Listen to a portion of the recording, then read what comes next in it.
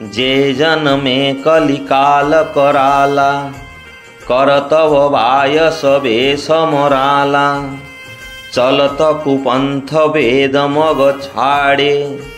कपट कलेवर कलिमल बाड़े वंचक भगत कहाई राम के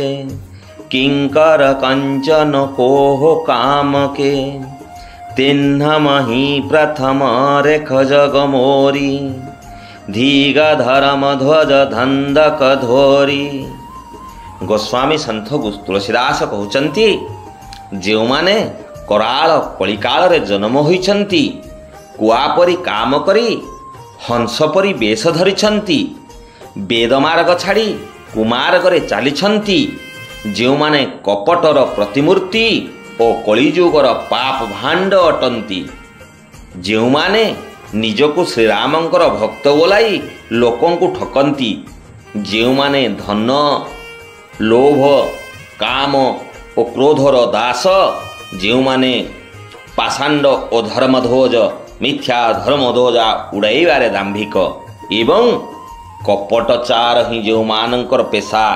संसार से ही लोकोंक मानंक मध्यरे मु हेउची अग्रगण्यम। गोस्वामी केड़े दीनर दयाल प्रकाश करिछंती कवि निजको दैन्य बोली प्रकाश करी एपरि मनोभाव चिंतन करी ए कथा को परिप्रकाश करिछंती।